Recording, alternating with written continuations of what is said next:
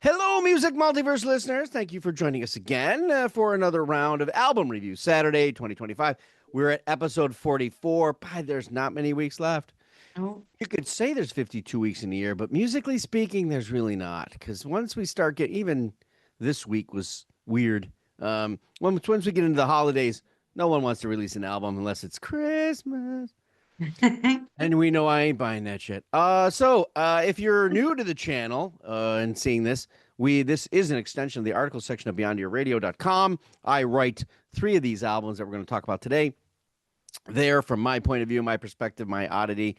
And but you come here to get more perspective, and what better perspective to get than my co-host Deb Armitage Hicks Maloney, and she's been sequestered to the bottom of the screen because the Grateful Dude is joining us these next 2 weeks. He's upstairs in the living room listening to my voice carry right through his the floor and through his ear. It's I don't know. Mark in stereo. Oh no. Yes. Yeah. I've got a feeling. No, all right. Mark jams Russian radar. Okay. Yes, I'm still blogging. Why not? Right? No AI, just me, PDQ, with my IQ and my irritable bowel syndrome. But we got this time around, we only got 2 additional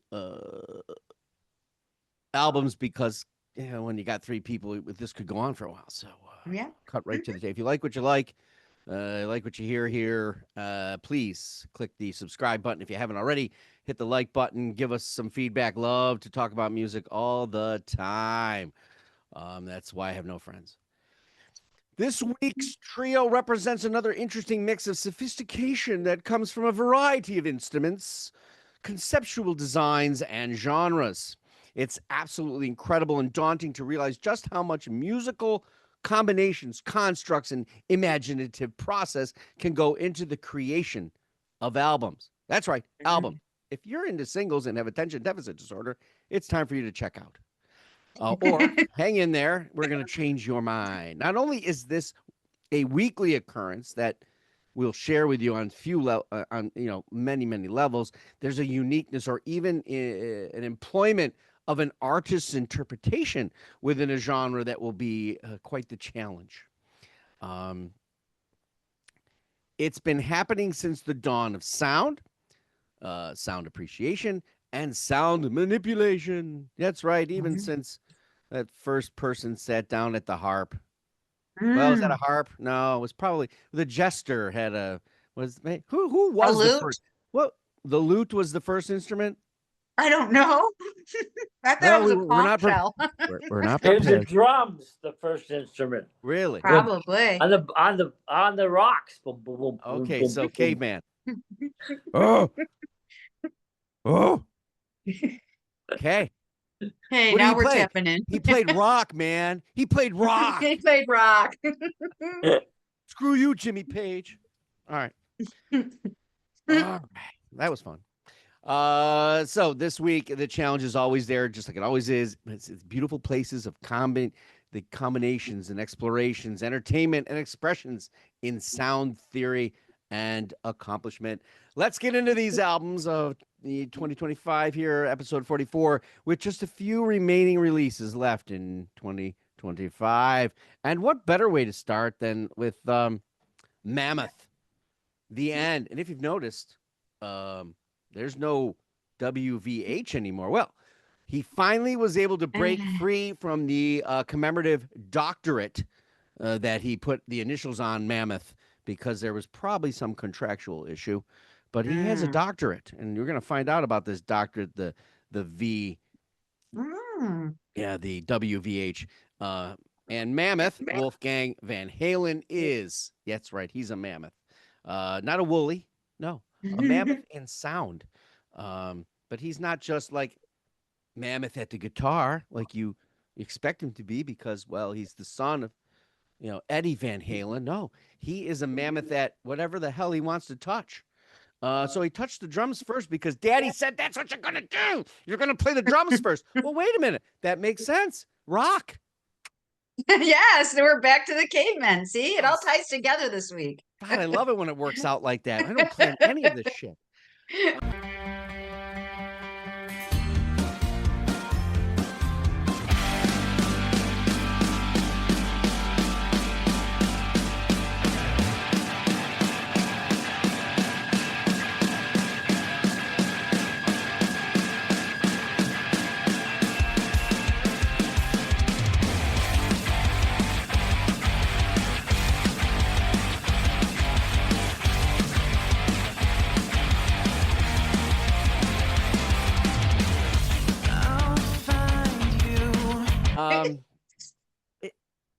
His dad said that's where you got to start, so why not there? Okay. He's also a mean bassist.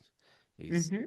obviously the vocalist as well here, and something his father only did in harmonizing of the most part, or like the Grateful Dude, maybe when he was playing drums, they turned his mic off.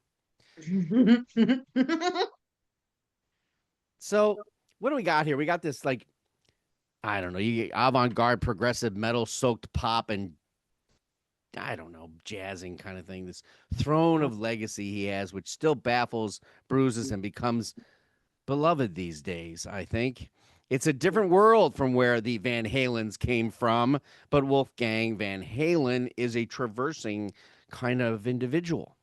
And while the title could fool you a bit, I think you'll come to understand what is in the end. Mammoth is now the namesake assured identity utterly and completely. So it's just Mammoth now from now on. And that's the end of the WVH, apparently. Although I kind of thought it was unique. You know, he's the doctor of mammoth proportions. The Moon Patrol cover, yes, that is made by an individual. Somebody drew that. Moon Patrol did. Inviting, colorful, and statement ready, yet fun, despite the end. It seems to center in and a roundabout way. And it's, you know, someone's on fire.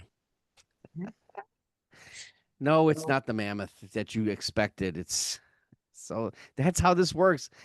He still has his production guru at the helm here that he's had every time he's made a record. Okay. Extremely talented consolist, this guy in alt rock, hard rock, and new metal. He's the whisperer, they call him. Michael Elvis Basket. He's done Seven Dust, Altered Bridge, and pretty much every Tremonti record there is. And it ain't broke, my friends, in the hard rock realm. Well, then don't fix it. Just leave it be. So when you've got Mr. Van Halen at the helm who says, I want to play here and I want to play there and I'm going to do, he does all the instruments. As a matter of fact, there's only one time in the multitude of band, 3 albums, that he's allowed one person to play an instrument. Anybody know? No. No, he let a Bertinelli play the wah. The wah Really? pedal. Yeah. Yeah, I could do that too. Yeah. Wah, wah, wah. It's like letting David Duchovny come on in with the Bare Naked Ladies and just play the egg. Yeah, there you go. If you mess that up, no one's going to hear it anyway. So anyway, the album, it's like its cover. It's really easily noted departure from the prior record, but still maintains the efficiencies of him.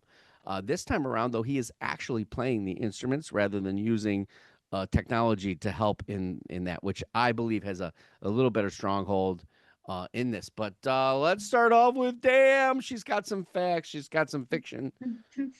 Yeah, well, I'm interested in knowing that his dad and his uncle aren't his main musical influences.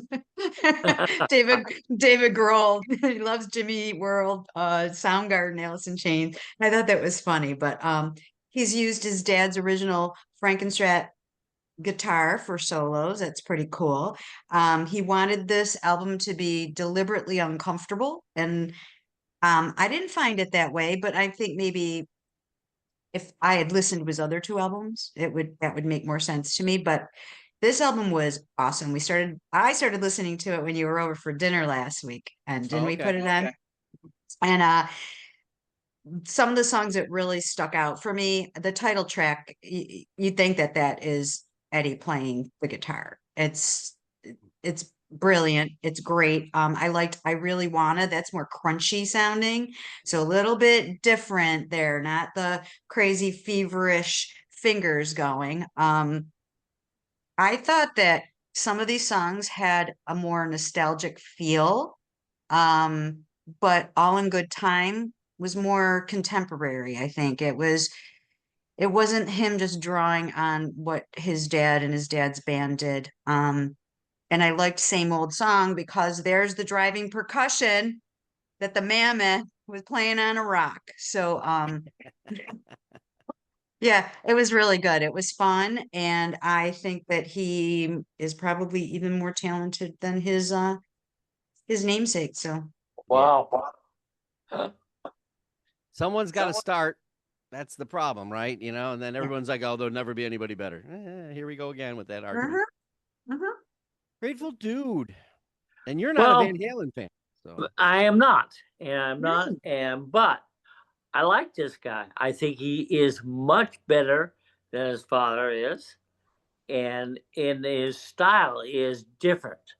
He doesn't have the same hard rock. It's not so much hard rock. I listened to it about 3 times, including this morning about 4:30 in the morning. I had nothing better to do. time change. So, and I found the differences in the guitar playing, especially, is different than his dad and more realistic. I don't know if you know what I mean by that, but Yeah. Not as well. Think of it this way: in that Yes keyboard thing, where you're like, okay, dude, stop, you're killing me. That's kind of somewhere where this would go, right? When you take the chainsaw and you're putting it on the guitar, maybe you've gone too far. You know. Yeah. For some people, not for me. I love it when you Yeah, go right. yeah, but as I said, it's better that he plays all the instruments or almost all of them. Yeah, but I really like the guy. I really like him. I'm going to listen to more. Good. Yep. That first track is definitely utterly Foo Fighters. Yes, it is. Right? Yes, it is. Yeah, I can. His influence is great. That was one of a kind, right? I think that's the song. Right? Yes, I love that. I love that. He better call Salt Lake and talk to the hockey team. You know, he should be the mascot for Salt Lake City. Could you imagine? Get rid of that organ player. Yes, him he's up out. there All right. between the puck I'm drop, sorry, I can't tour. I'm playing guitar, drums, bass, piano for an organ for the Mammoth and so on. All at the same time. I mean, there's no question that he's got the lick, he's got the taps, but he's a lot more to the ear, and it's been a registered trademark of Mammoth since its debut. And it's which makes him more interesting and ultimately progressive in some sort of nature. There's alternative. There's a little bit of grunge. There's that the Jimmy Eat World. We'll call that. What are we calling that? Rock pop. I don't know. I guess you could. It's not a Mammoth record in the scope of what the name might suggest. But for something for me. He's got this playful respect in his father's genre showing up. It shows up here and there.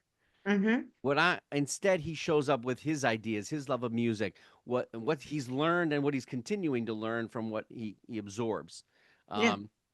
This is a solid 3 albums. Guy's got a great pedigree, that's for sure. Yeah. It got a lot of varieties, and the end.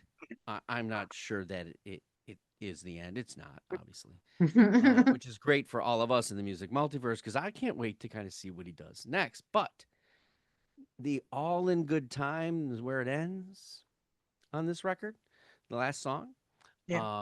It's a precursor to Glorious Expectations for me. I think I hear you. Right? I would love to hear him do this, but bring in other musicians to play. Yes. Generate a progressive more maybe or tone it down. There's a lot here acoustically. I don't hear any acoustic guitar, that's for sure. Yeah, correct. You know, so anyway, that's great record. Boz Skaggs. What can you say about the enduring, legendary singer-songwriter and his continued ability to express, to morph, and encapsulate so much into such subtleties? A lot, you could say. But that would be after coming to an understanding, because this is an artist that seems to have been left in the fold of the music industry's pages in the music multiverse. It's been jazz, blues, and even that soft rock led by his vocal and guitar accompaniments. He's a guitarist, but even he knows his bread and butter is vocal. That's mine too, by the way. It's a career that somehow, through one album or another, will lead a music lover from new generations to come to the appreciation that I came to only in 2018. Really? Yes. Steve Wow. Miller Band? What? Mm. Whatever. That's got basic beat that Amoeba can keep time to. It's Out of the Blues. Excuse me. And I was with the Grateful Dude in Toronto listening to this record, Out of the Blues, and just completely in love with that idea of the blues and how he delivered it. And then it was a rabbit hole.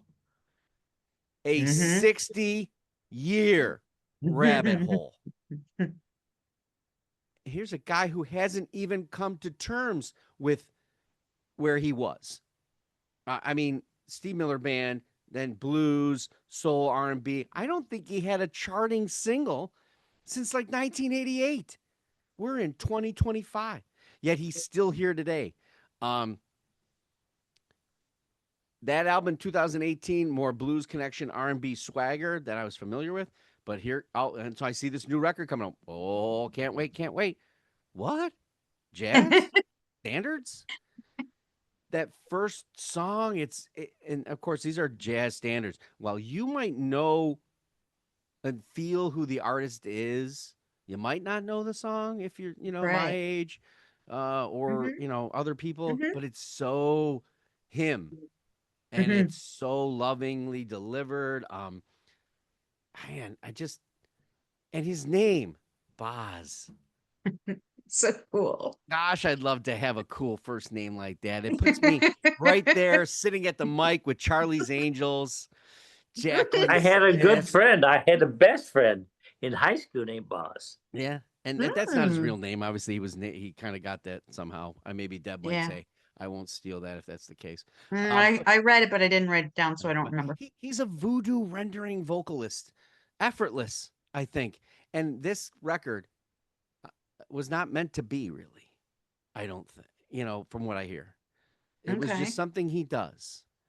And with somebody like him, there's probably a fear of, well, this is where I am and this is what I do. But man, this thing's magical, start to finish. Let's go to Damn. Well, his childhood friend was Steve Miller. Did you know that? I know that I didn't know. Yeah. My knowledge of Steve Miller is a greatest hits thing over there that I still haven't filed away. Okay, hate mail coming now. Okay, stop it. His session musicians ended up, the ones that he was using early on, formed Toto, band Toto. He was in a supergroup with Donald Fagen and Michael McDonald in 2010. I don't know the name of it. Yeah, that's I'm sorry. Trivia question. It is. Set that down in the notes. Yeah. He actually was a vintner. He had vineyards, but they burned down in the wildfires in Napa in 2017. And can play the cello too. It's kind of an interesting thing, except here we got the jazz, so that makes sense. He's got the regular influences like T-Bone Walker and Howlin' Wolf and Muddy Waters, but he notes that his parents were mostly his influence in musical taste.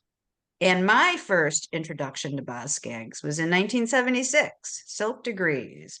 I loved that album. He had a couple of hits on that album, I believe. And when I was listening to this particular album, though, it just reminds me of when my dad and I would dance in the living room to his old albums. And so this was very nostalgic to me. Like this I got a little teary-eyed here and there. gullible clown. You fool, you're headed in the wrong direction. Can't you see the detour ahead? Of the songs that I loved, It's Raining, that jazz blues Alan fusion. Tennyson. Yeah, that was a good one. Angel Eyes was more smoky, brooding. I like the lyrics to that too. I liked in that Angel Eyes, the piano was really beautiful. It was very delicate and captivating. So and I could have had you. I could have told you. Told you, That yeah. was like very unhurried, but it didn't leave you hanging. Like you weren't going, okay, where's this going? Like, let's hurry it up. It was appropriately unhurried.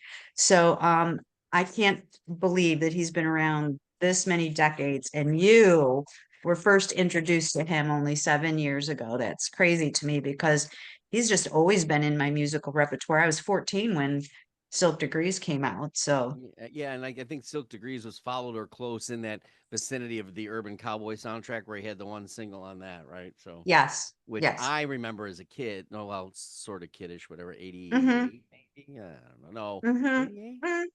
Eh, Urban Cowboy. I'm trying to think of where I watched that movie and that would tell me what year. I'm not sure. Maybe 80, maybe early 80s. Something. It just seems like his height of popularity and in pop. Now, get me wrong. Yes. I do not dictate things based on chart or radio play. Okay, because radio No. sometimes gets it really, really wrong. And in the Yes. 80s, I believe people were victimized, but that's my opinion. To the dude, speaking of victimized upstairs in my Yeah. living room. Victimized. I've always loved Boss Gas. I saw him in concert in 77 and 78. And then again, I saw him in 89, I believe it was. The guy is awesome. He's his music is jazzy, yet he always retains the rock format. He said about this album that when he got the collection of single songs, he didn't think that he's going to be able to make them fit in an album. But Oh, after a year of collaborating, he was able to get them to work. So good job, buddy. It is he is timeless. He is underutilized. He's underpopular. But for us in the know that do know him, we love him. I've been listening to him for 40 years, and he remains one of the top singers of all times, in my book, anyway. Yeah, that is something that is always for his generation, probably one of the best vocalists of soul approach to singing. Yeah.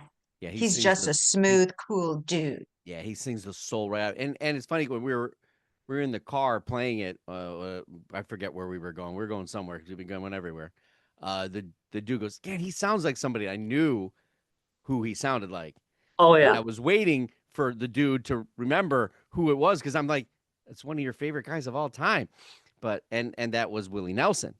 That first track, he sounds like Willie Nelson's delivering a classic songbook approach. He has Willie Nelson. I wasn't gonna bring it up, but since Mark did it, I don't know if it's an insult to him or Willie. I don't know. But the guy's a crooner. Yeah. He really is. So he's a far cry from the Steve Miller Band, where his career began, but he is just one of those incredible vocalists that can stand the test of time, the changing landscape of ears in the recording and public industry, which I don't hold anywhere near them being correct or smart, as well as a student of the genres. He knows with his vocal instrument being that, whether he's played cello or not. He did not play any of the instruments on this record. Okay. Those masses are not dying off, and it's my belief that albums like these last 2 or 3 that have come, they're like beacons out there, for musical generosity and for generations to come and appreciate, like myself in 2018. Yeah, I knew the name, but I couldn't associate it with an individual or anything. Mm-hmm. Put a Boz Scaggs records on, a giant in a shadow, a giant in the shadow of this industry is Boz Scaggs, but he casts a brilliant shadow, to be honest with you, that has a 60-year career of incredible rabbit hole exploration you could enjoy. Take a detour again with the Boz Band, and you'll hear and know what I'm talking about, and the panelists as well.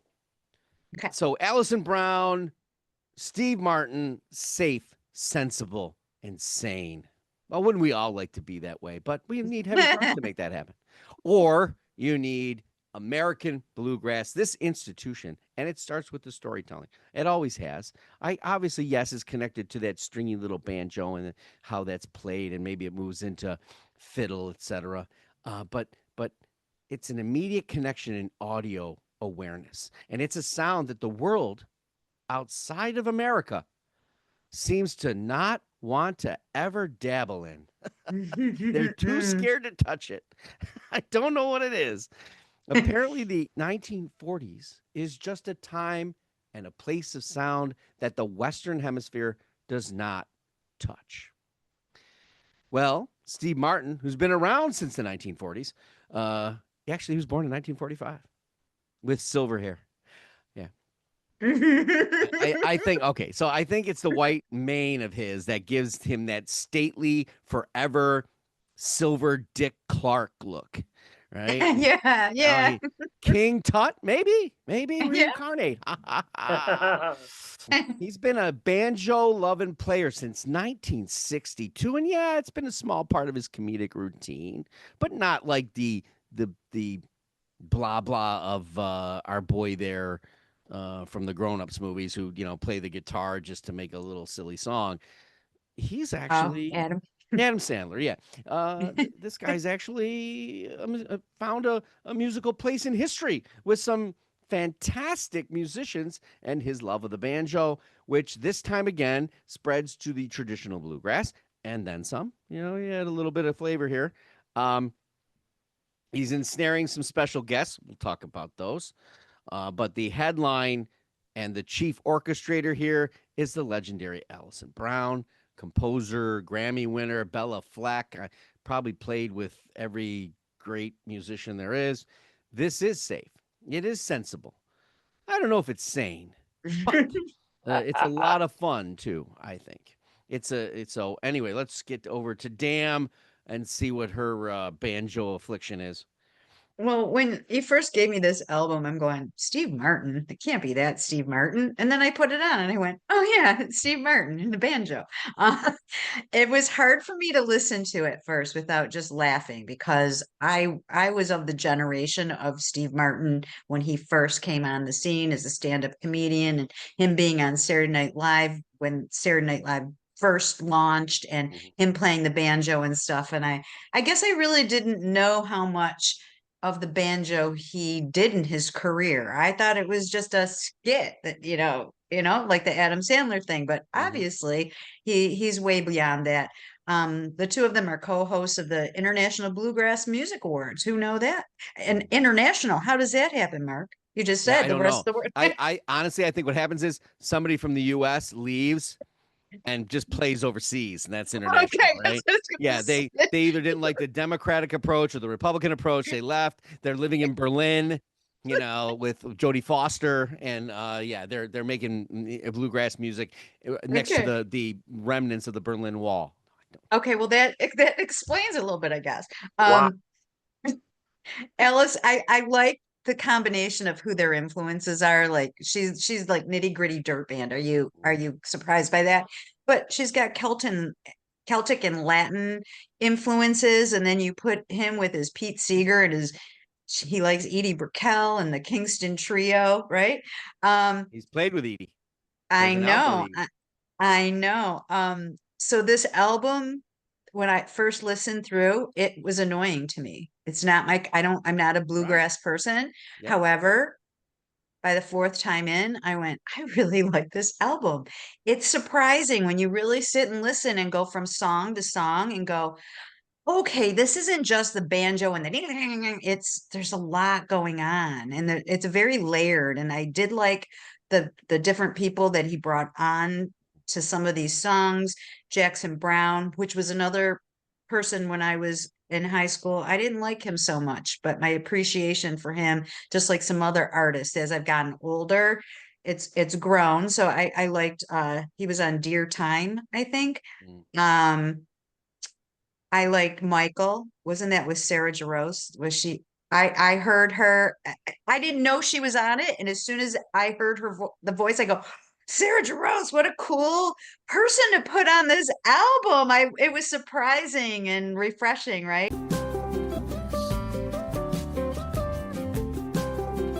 A buzz on the telephone. The name is Michael. Old friend, hello. Can it be him from so long ago? Michael was always the go-to. All class and all panache. The best, no stress. He can give you the bad news and still make you laugh.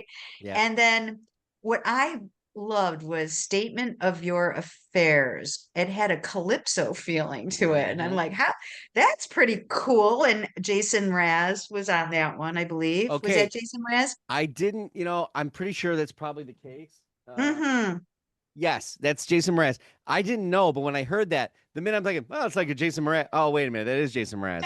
Jason know? Mraz. I know, but I really liked they stayed true to what their genre is, but not so you just got bogged down on it and bored. Like it was not boring at all. I just had to put on my open-minded thinking cap and it opened up for me. So it was pretty fun and cool. I enjoyed it. This week was a good week, Mark. Yeah, cool. Dude, this is your wheelhouse, brother. There you Knock it out go. of the Yeah, park. and what I'm about to say, some of you will disagree with out there. First of all, I saw him play the banjo with Jerry Garcia. Really? And they both played the piano. This is back in 77, 78. Okay. And it was really, really good. But I don't think he should be allowed to open his mouth. I don't like his singing. That's I true. never have. I That never was the have. bluegrass radio song where he was the lead, right? I think that was the only track where he was the Yeah. lead. Yeah, but Yeah. anytime he opens his mouth, I shut my ears.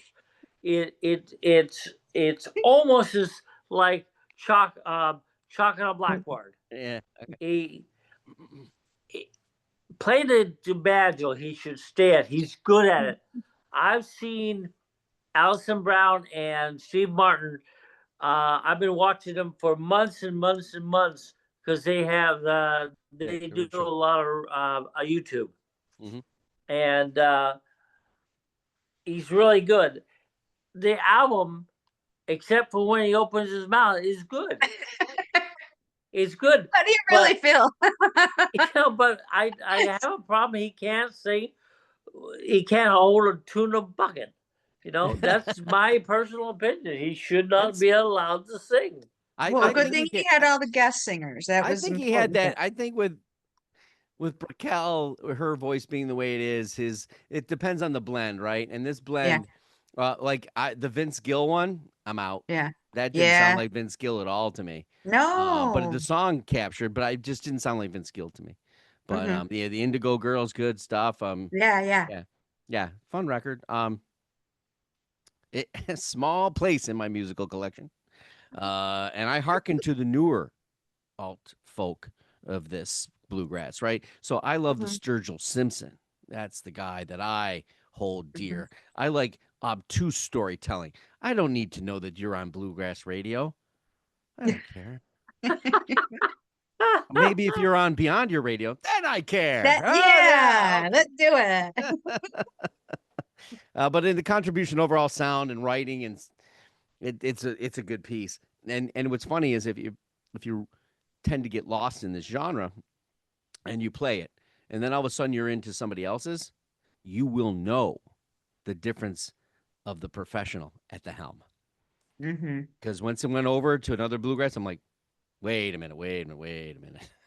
This is heavier. This is more Mhm. It's like technical death banjo. No, Oh God. You know, he's not really bluegrass because I've been listening to bluegrass for many years, and he doesn't have enough thump.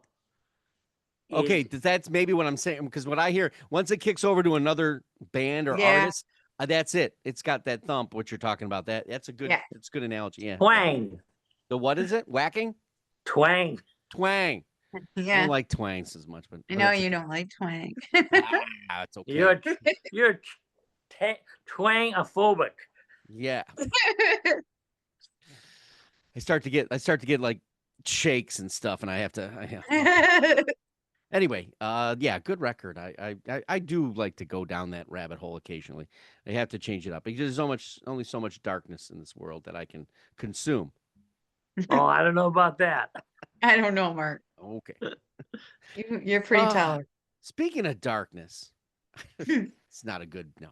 All right, so we're gonna go on to the two extras. All right, and the Mhm. one we're gonna start with is John Holden, The Great Divide. Creation is an act of will. His statement, not mine, although a very true statement in mind, Mhm. body, soul of music creation. John Holden has always had that in everything he's done. He is a musician, a vocalist, a composer, and his drawing board seems to be more of the progressive arena, but he makes completist albums. So when his album it's going to be out there, you know that he wanted it full thing. He didn't just go, well, I got a couple of songs and this company wants me to make it. There's no garbage. No garbage, no filler. Mhm. You might say there's filler from a standpoint of time signature. That Mm. might be your only issue. The Great Divide is another completely absorbing and grippingly composed album, leaning heavily in the architect's wheelhouse here and bringing to the surface meaningful, artful, and dedicated classical prog.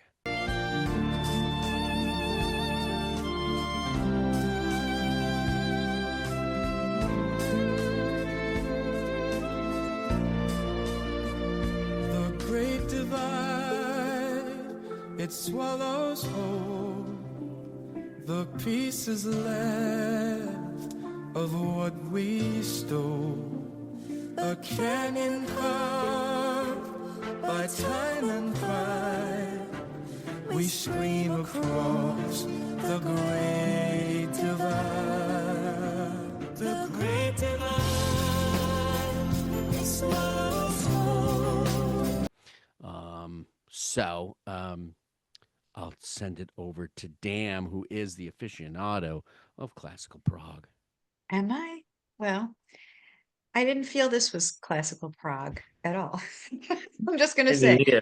Um, I found that each of the songs had maybe at least a little bit of that prog in it, others more so, but the ones that I liked were less proggish, to tell you the truth.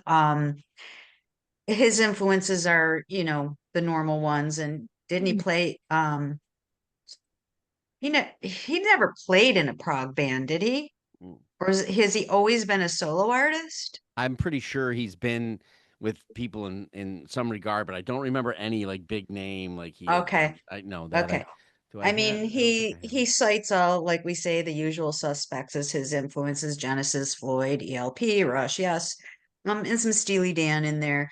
The song was like I said, I'm not into that heavy prog anymore. It's just overdone. And what was most proggish about this was the length of the songs, I would say, but not 13 minutes and things. Maybe there was one that was 13 minutes, but First I track. felt First track, 13 minutes, I'm pretty sure. okay. The other ones were maybe around 7 to 9. There was only maybe 7 songs on this. Mhm. Yeah. I found something different in almost all of them. Leaf to Blade had like a Christian rock sound to it, which was interesting because I was not expecting that. I love the guitar in Sandcastles. There was horns in Art and Craft. You don't normally hear horns in Prague. Not in my experience so much. I felt like Storm Warning. That one had a David Gilmour guitar to it. So I felt a little Pink Floyd influence in that one. And This Jewel Was Ours. It was interesting. It was a little bluesy for a self-proclaimed prog musician, but it had a melody like Blackbird, and that was interesting too. And then Runes. That was like a mix of prog and Celtic folk, I felt. Yeah, they did have that did come into the Irish side of things. Yep. Yeah, that gentle piano, but it kind of harkened to, the Druids and stuff a little bit. No, but all in all, I like the album cover too. I didn't look to see if there was an eye in a He made pyramid. it. He drew it. He did? Mhm. Okay. All right. I like the album cover because a lot of times I don't pay attention to those, but when one kind of catches my eye, I like to say something about it. And I don't know if I read this correctly, but was Oliver Wakeman on this album? Rick Wakeman's, I don't or think so. maybe he's collaborated with him before. Yeah, that was like the one thing I'm pretty hang on, let me Because Oliver Wakeman was in Yes for a few years, I believe. Okay, like so Peter Jones does vocal. You got Okay. Sertari vocal, Hornell vocal, Luke Matkin is guitar, Pierre, John Poole. No. I don't know where his name came up. Maybe it was just maybe he was talking about him or something. But anyway, cool album. Dude, Well, unfortunately, I like a lot of the individual songs, but they don't belong on this album. I found this to be the most dysfunctional album I've heard in a long time. Usually, you have some matching traits with other songs, and they don't. I found listening to this like I was listening to 10 albums and just flopped together at somebody's haste. So That's what I liked about it because I get bored with the flow of prog sometimes where you don't know where the one song stops and the other one starts. it's light duty pop prog. It's not heavy prog. correct. Correct. And that's where the disdain of this dysfunctionality got me. I had a hard time listening to his album. I had a hard time listening to it. Interesting. The songs were good in their own, but when you combine them and you mesh them together, they don't work. Well, yeah, I can see that maybe like if we were doing the album review and you'd say, how would you Album Listen rate that Challenge flow? Or the flow, that one. There are intermittent. Okay, so that's where we're gonna get right here and right now, because I'm of a different nature of this. So I think the two bookends of this are complete and utterly cohesive. The Great Divide is making a case for the record at 13 minutes and 13 seconds or whatever comes in it. Talking about exactly what the album cover looks like, exactly where the mindset is. You've got a multi-instrumentalist. He's doing guitar, bass, keyboards, drums, then the production and vocal, but he's got a vocalist in there. He's using female, male coming in as well to give it texture, to give it different positions. But that ending track, which is art and craft. Art and craft. So this all comes back to that statement. Creation is an act of will. And I think when he does these things, he has the beginning and the end, and Mhm. then the middle is how everything else comes to pass. And there can be disconnect. And I could see, like for Okay. instance, I got in the car while I was leaving Target, and he was the Great Divide was on, and it was the part where the female vocalist is coming in, right? And you know what? I forgot that was part of that record until he said, Ah, "No, this is one of the records we're listening to." I'm like, "Oh yeah, that's right. It's part." So there's places this goes. It goes off into a we'll call it a tangent, another band Yeah. at Yeah, the good prog level, idea. right? yeah. And Tangent. that's a safe tangent. When I said it was classical prog, this has a classical representation of prog, right? Yeah. Horns, band, orchestral in its mainstay, right? Grandiose. Yes, grandiose. And I love the grandiose parts of it. And Mhm. like the Grateful Dead, there are parts where I'm like, did we? Okay, so here's my ending, right? So I'm gonna lay in. While I'm okay with the vocal deliveries, the mixing the female, male, and the timings being sort of right on from time, in where they change. I do wonder if it might have added a hint of sap for the Mm, listeners that aren't ready and prepared for that. You mhm. know, Yeah. you're laying it on a bit thick. The Great Divide. Dude, I see the cover. I don't need you to sing it. I see what you're Yes. saying, right? But that's it. Got it. Well, Yeah. yeah, yeah. He believes it. He believes that idea, that concept of the creation and act of will, and he follows it to a very like a lovely detail and a letter on the Great Divide. And if you love a hint of sap Yeah. with your prog, this has it in spades, Yeah, it right? does. And it doesn't go to Styx levels where I'm out. Exactly. Okay, Oh, so we move on to Canada. Yes, that place that I love so much that I feel like I'm the Glenn Close in the project. I'm ignored. The Great Lakes Swimmers caught light. Just as a note, Capture Light was one of the albums from John Holden.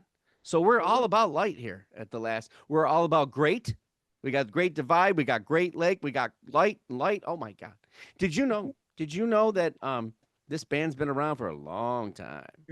20 some years, right? Yeah, folk rockers from Toronto, and I do not think any of them have probably ever swam the Great Lakes. Although there's no documented information of that. So I think it's more speaking metaphorically, maybe, and emotionally.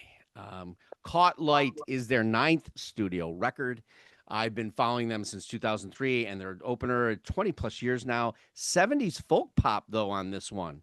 And you might say that that's sort of consistent to this, but this is a band that's the only consistency really is Decker, the lead, Okay. right? The Yeah. guy, the vocal, the Fleetwood Macish and tender vocal, Mhm.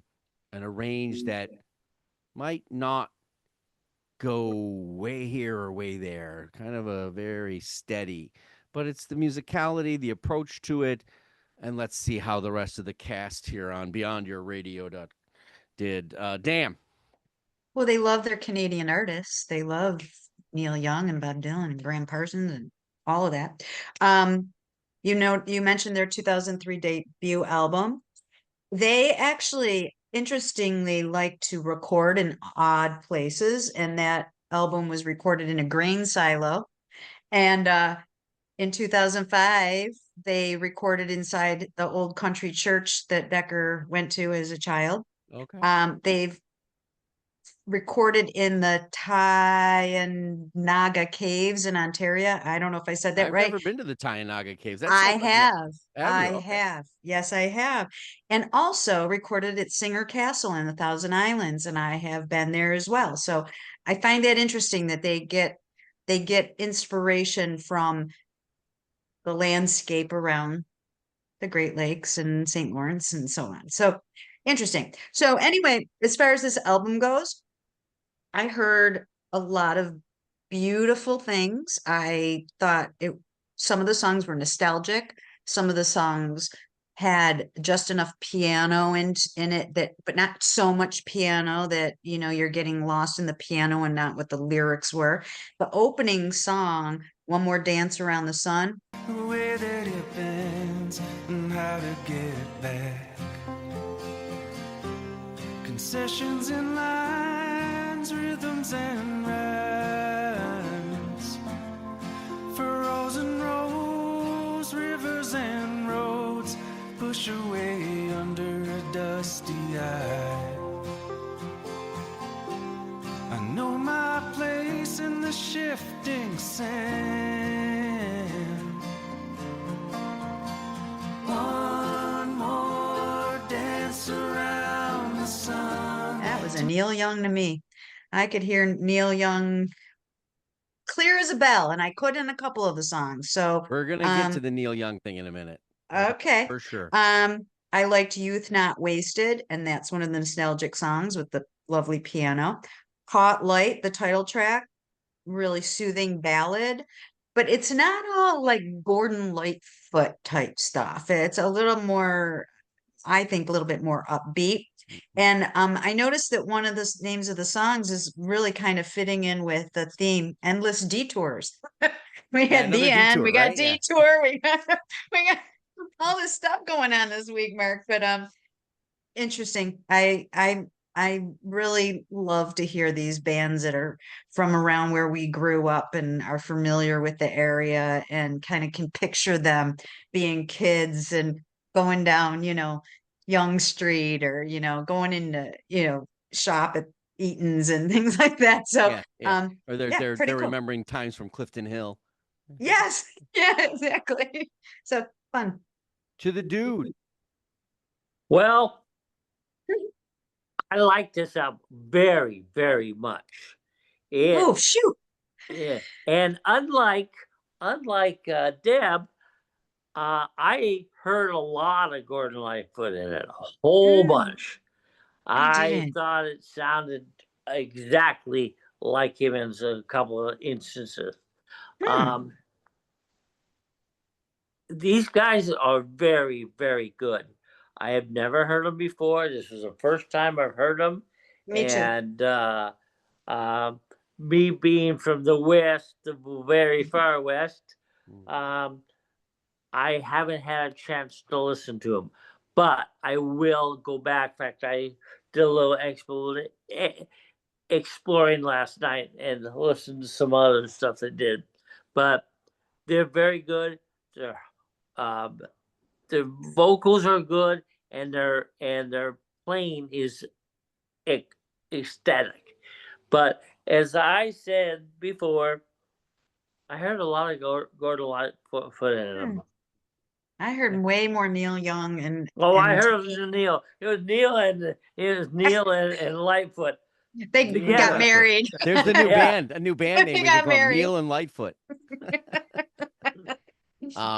I do find that this has a one sound approach more so than the prior records. Mm-hmm. And that tells you about the recording. And I know about the recording. So here we go. Okay. A couple of days. That's it. Really? So that's a Neil Young approach. Mm-hmm. It is what it is. Get it done. The spontaneity. They called it spontaneity. Neil is like Clint Eastwood when he makes a motion picture. Doesn't tell you when the cut. It's done, you know. And I think this had that. Hence the yield and lesser, quicker, sameier. Okay. Okay. That Yeah. this record has a wheelhouse it's in. If I imagine if this was on an equalizer, you know, it's not gonna be too much stretch. Sure. So it's a great starting point maybe for people who have not heard this band before. I'm not saying they go all shit hell for a basement and some other, you know, album or anything. No, but there's different constructs and stuff. Their connection, his mode of voice, his tonal delivery, the way the songs are crafted, they have been on a lot of motion picture soundtracks and stuff. So that tells you how good that is, right? It's mood, it's inspiring in places, and that's 20 years. I know there's been people in and out of the band like No Tomorrow, but it's still, you know, that you have your name and what you're doing, and that piece where they're going to different places to record an atmosphere. That tells you, right? That's mood. That's a setting. Yeah. Love it. It's one of Canada's longer living folk rock institutions. Got it. Cool. All right. So this time I'll do it for real. Okay. I will thank Damn and the Dude for joining me this Saturday. We're going to do this one more week because the dude, he can't leave until his flight.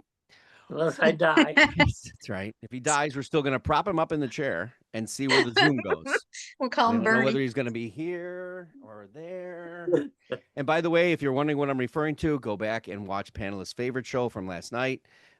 It goes off the rails. And I'm everywhere. Yes. Oh no, oh no. So we're on the web at beyondyourradio.com, Facebook, Twitter, Instagram, YouTube, of course. Articles, videos, podcasts coming soon, all about music, bands, albums, artists, anything you get our hands on. Go Beyond Your Radio with us, a real music appreciation channel. But join me tomorrow and the dude Ooh. as we're going to tackle Magic Sam on Unknown Sunday. Ooh, nice. Thanks for watching. And if you're in the area, paella tonight, happy listening. Ooh. Oh, don't give the address because I want leftovers. No, I'm giving the address. Bye.